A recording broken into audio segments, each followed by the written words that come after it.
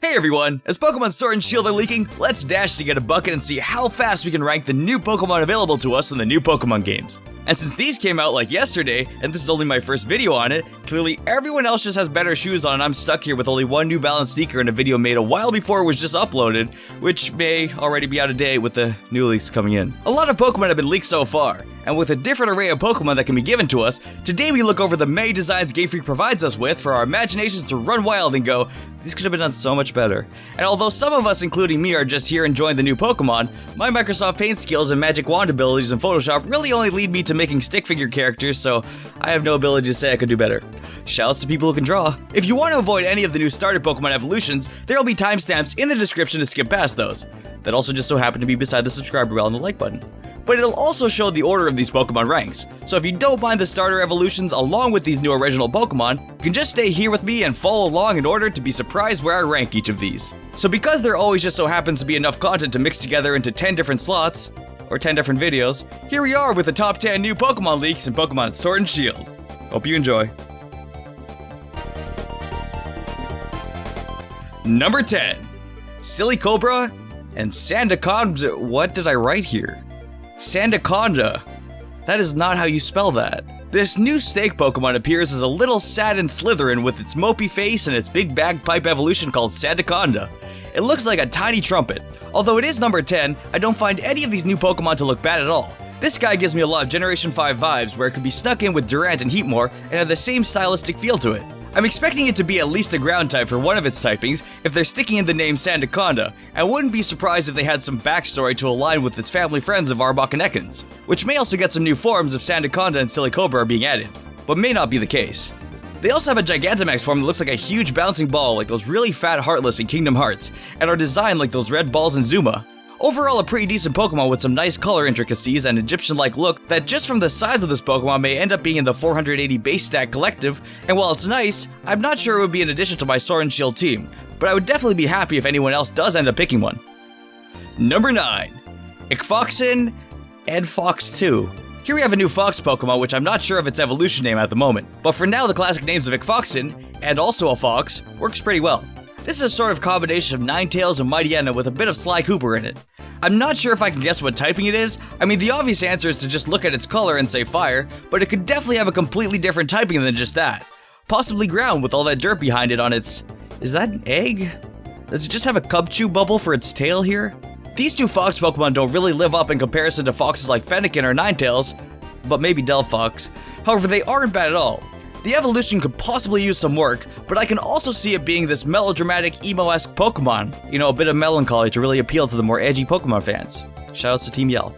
Again, it's not a go-to for me, however it is a nice addition that I can definitely respect as a new Pokemon, especially Ikanfox in itself.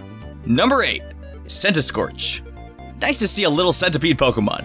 Bug Pokemon can always be a hit or miss, but Centiskorck manages to bring a new light to Bug Pokemon with both its fiery design and its even longer Gigantamax form. It already looks pretty evolved, so I could see it having a cute little bug pre-evolution, or even being a standalone, well-tuned Pokemon to be available in the later stages of the games as another slightly rare-feeling Pokemon.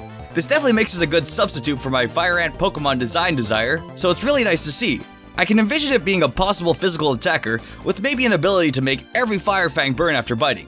But it could even be a special attacker to singe the competition with flamethrowers and signal beams. I'm not sure if it's confirmed to be a fire type yet, however with a name like Centiskorck and the flames riding off its face and tail, it would be a huge troll if not. Like if these weren't real leaks and I've been talking about this like they were the whole time. Whew, that'd be embarrassing. Number 7. Perrserrker. This is a flip-floppy Pokemon. It could either go really well or just be a huge troll like how it looks. But you know me, just gambling on how good certain designs are and hoping for the best here. I'm getting a sort of normal dark type Pokemon feel here that every old normal type Pokemon gives off when they get a new form. With there also being a leaked Galarian Meowth, who I'm also including in number 6 because these two just go hand in hand with one another, and the tops of their heads matching as an alternately colored coin along with their inverted color designs, I could see these two being rivals of the region. I do hope Perrserrker doesn't end up unevolved and gets its own more deeply strengthened Pokemon look to inhabit the good overall feel it's giving off. I would love to see the Galarian Persian and Perrserrker evolution battle it out, but man, this Meowth form just looks so funny. It's like Abraham Lincoln's beard taking on the form of a cat. Just put a top hat on him. Wait, just put a top hat on both of them. There you go. That's both their evolutions. Number 6. This elephant This elephant is only shown walking outside in a screenshot of the game. Also, there's like this really real-life human-looking guy in the picture who looks like he's holding a camera for some reason. The realism of video games is just getting astounding. This construction worker also looks like she's wishing to the elephant, so maybe it's like the golden money pig or something of good fortune. The elephant Pokemon definitely looks really cute and has a pretty good design even compared to Phanpy, which might be a bit of a different response when comparing Sandaconda and Arbok with one another. This new Pokemon could definitely receive the love that Phanpy and Donphan get as huge favorites of the second generation, and hopefully evolving into a huge sturdy Pokemon like Arnesia Elephantis, which by the way already looks like it's the evolution of Flying Elephant, who also looks like this new Pokemon except color swapped. I'm really excited for this guy, and it's definitely a contender for the Jethrotex Sword and Shield team depending on its type and hopeful evolution. Hopefully it's a powerhouse that can just win games in one turn without any effects like the Flying Elephant did. Number 5. Intelleon. Sobble's evolution is probably the evolution with the most backlash currently, as the usual arguments over who has the better evolutions reign in. I don't think any of them are that bad, but both of Sobble's evolutions do feel a little lacking to me. Its first evolution does look pretty standard, a nice sort of Frogadier attire with a little less of an evolved look, and a sort of in-between starting stage and baby Pokemon evolution feel.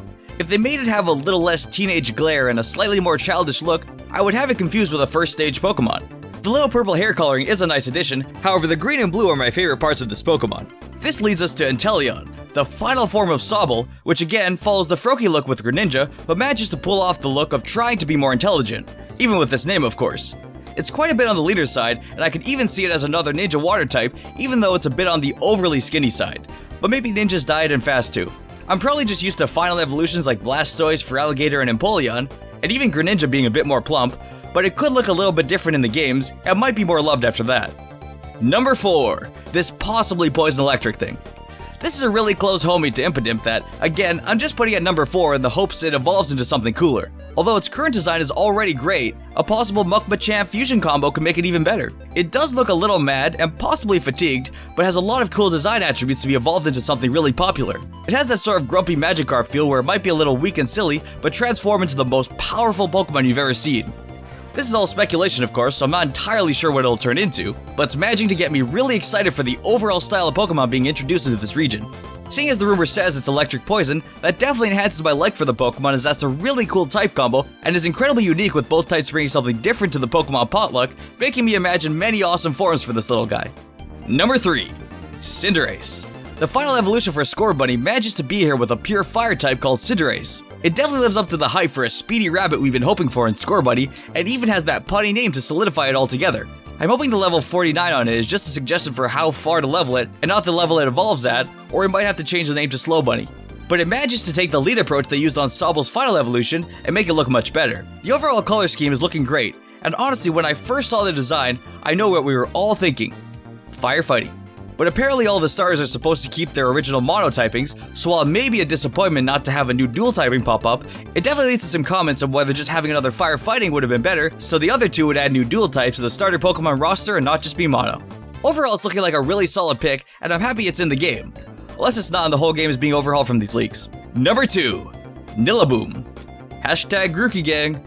I don't know why I always end up with the grass type, but then I started picking them in every playthrough with some thematic consistency, but Rillaboom does have a fun name, a fun design, and has that bulky completed look I like to see in final evolutions. The middle evolution is my favorite per se. I do like the Papa John's breadsticks it's holding in its hands, but just like Sobble's first evolution, I could honestly just see it as Grookey rather than Grookey's evolution.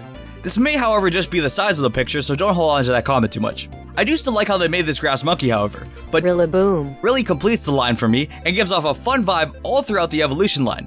I'm really looking forward to how it uses its drums in battle and having some uniquely animated moves called Bongo Bang, Sea Drop, or Growl. However, the new gimmicky moves the design of a Pokemon with a large drum could bring into the game really excites me. They could even possibly make Rillaboom play the bongos when it uses belly drum. Number 1. Today in this number 1, we have a new addition to our top 10s where 2 Pokemon battle out for first because they're both deserving of number 1 and I started writing this before I was realizing there was even another Pokemon in this game that I missed. Whoops. In the left corner we have Eternatus, and in the right corner we have Hatterne. Who wins in this battle of being number 1? Tune in, well right now. Eternatus wins. I mean, it's supposed to be the 3rd legendary Pokemon of the generation, but Hatterne is a close second, so if we just take and move every number down a little bit, we get number 1 Eternatus and number 1.5 Hatterne. We'll just go over both, because I know you like to hear about all of them. Hatterne, or Hatterne, definitely gives off that mythical Pokemon feeling to it with a more graceful Malamar X Manaphy look and a well-designed Gigantamax form for it. It also has a cute little pre-evolution and sends off a really close to being legendary vibe. I imagine it'll be up there as a fan favorite in Pokemon Sword and Shield, as well as a possible combination of Water, Fairy, or Psychic. Eternatus manages to give off that really terrifying feeling. Even the person taking the picture is scared with how fast they had to run for the hills after snapping this picture. It looks like with this Pokemon they'll add a dark twist to the Sword and Shield story and bring in really awesome Galarian plots to the anime and games. I feel like its look makes the dark typing too easy to pick. It may bring in a dark fairy type or something of that nature due to its otherworldly look and science fiction design. I could also see it being tied to Impidimp, where maybe Impidimp does actually turn to Beelzemon and just fights against this digital beast in a battle of wits and strengths on motorcycles. Eternatus, because we're just swapping pronunciation randomly, makes me incredibly excited to see what it brings in regards to lore and story to Generation 8, and I hope to see new forms as well as powerful designs it may contain in the world like a new Zygarde Max. Thanks for tuning in. Hope you enjoyed this little look at the new Pokemon being released in Sword and Shield. Please make sure to hit that bell to subscribe, like the video, and let me know which Pokemon you're looking forward to the most. Really appreciate you all being here, and until next time, hope to see you around.